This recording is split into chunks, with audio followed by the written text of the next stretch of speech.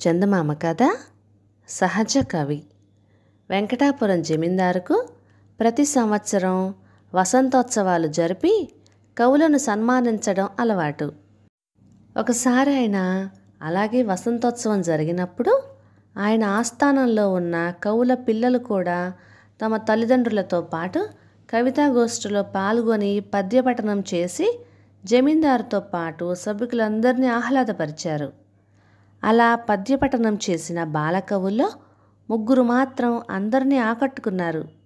ఆహా, వంశపారంపర్యంగా కవిత్వం పుణుకుపుచ్చుకున్న ఈ బాలకవి కుమారులను చూస్తే ముచ్చటేస్తున్నది అన్నాడు జమీందారు ఆనందపడిపోతూ. అప్పుడు దివాను ఆయనతో, అయ్యా, వీళ్ళవి కేవలం చిలక పలుకులో తప్ప మరేం కావు. కవిత్వం అన్నది ఇతర విద్యలలాగా నేర్చుకుంటే అబ్బేది కాదు, అది సహజంగా రావాలి. ఈ బాలకవులు కవితా వాతావరణంలో పెరుగుతున్న వాళ్ళు, అందువల్ల పెద్దలను అనుకరించగలరు తప్ప తమ ఊహాపోహలతో సహజమైన కవిత్వం చెప్పలేదు. భవిష్యత్తులో వీళ్ళు కవులుగా రాణించగలరో లేదో తేల్చి చెప్పడం సాధ్యమయ్యే పని కాదు అన్నాడు. అందుకు జమీందారు వెంటనే, అయితే వీళ్ళు భవిష్యత్తులో కవులుగా రాణించగలరో లేదో తెలుసుకునేందుకు నేను తిరుగులేని ఒక పరీక్ష పెడతాను అన్నాడు. 2 మాసాలు గడిచాక జమీందారు పుట్టినరోజు వచ్చింది. ఆయన ఆనాటి సాయంత్రం మామిడి తోటలో విందు ఏర్పాటు చేశాడు. దానికి బంధువులు, స్నేహితులతో పాటు కవులు, ఆనాడు అందరినీ ఆకర్షించిన 3 బాలకవులు కూడా వచ్చారు. విందు ముగిసేసరికి బాగా చీకటి పడింది. నిర్మలాకాశంలో అర్ధచంద్రుడు వెలిగిపోతున్నాడు. ఉన్నట్టుండి జమీందారు 3 బాలకవులను దగ్గరకు పిలిచి చెయ్యెత్తి ఆకాశంలోని అందమైన అర్ధచంద్రుణ్ణి చూపుతూ, ఆ అర్ధచంద్రుణ్ణి చూస్తుంటే మీకేమనిపిస్తుంది అని ప్రశ్నించాడు.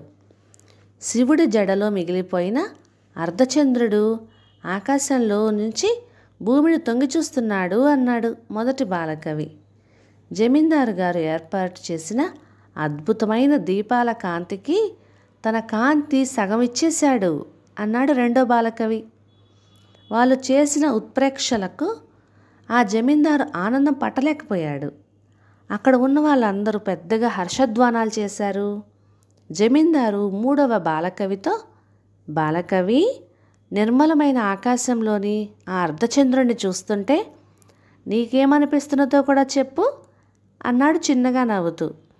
బాలకవి అర్ధచంద్రుడి కేసి ఒకసారి పరీక్షగా చూసి జమీందారుతో, ప్రభు, నేను బాలకవిని కదా, అందుచేత ఈ అర్ధచంద్రుడు నా కంటికి చప్పరించిన నిమ్మ తొనలా ఉన్నాడు అన్నాడు. తను బాలకవిని అంటూ అందుకు తగ్గట్టుగా అర్ధచంద్రుణ్ణి వివరించిన అతడి చమత్కారానికి జమీందారు చాలా సంతోషించి, నువ్వు మున్ముందు సహజ కవివై గొప్ప కీర్తి గడిస్తావు అంటూ దీవించాడు. కథ సమాప్తం. అబద్ధాల పోటీ.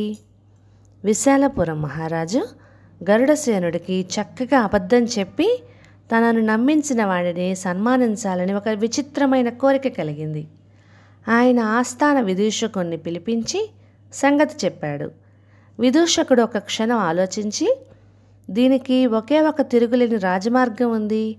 మహారాజా, మనం వచ్చే మాసంలో ఈ అబద్ధాల పోటీని ఏర్పాటు చేసి దేశం నలుమూలల నుంచి అబద్ధాలు చెప్పటంలో రాటు తేలిన వాళ్ళందరినీ పాల్గొనవలసిందిగా ఆహ్వానమిద్దాం.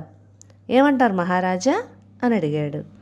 నీ ఆలోచన అద్భుతంగా ఉంది, వెంటనే అవసరమైన ఏర్పాట్లు చెయ్యి అన్నాడు గరుడసేనుడు. విదూషకుడు ఏదో సంకోచిస్తున్న వాడిలా ముఖం పెట్టి, మన రాజప్రసాద ప్రాంగణంలోని సభాభవనం ఇందుకు సరిపోదు, అందువల్ల ఉద్యానవనానికి తూర్పున ఉన్న క్రీడాభవనంలో పోటీకి వచ్చే వాళ్లకు వసతి ఏర్పాట్లు చేసి అక్కడే పోటీలు నిర్వహిద్దాం. అందుకు అవసరమయ్యే ఖర్చులకు గాను 2000 వరహాలు ఇప్పించండి అన్నాడు.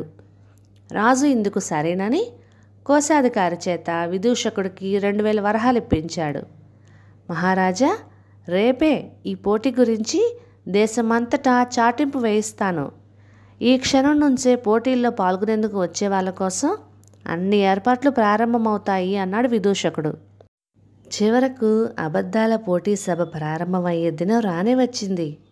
రాజు గరుడసేనుణ్ణి ఉదయం 8 గంటలకే పోటీలు ప్రారంభించవలసిందిగా విదూషకుడు చెప్పటం వల్ల ఆయన ఆ సమయానికి ఆ ప్రదేశాన్ని చేరుకున్నాడు.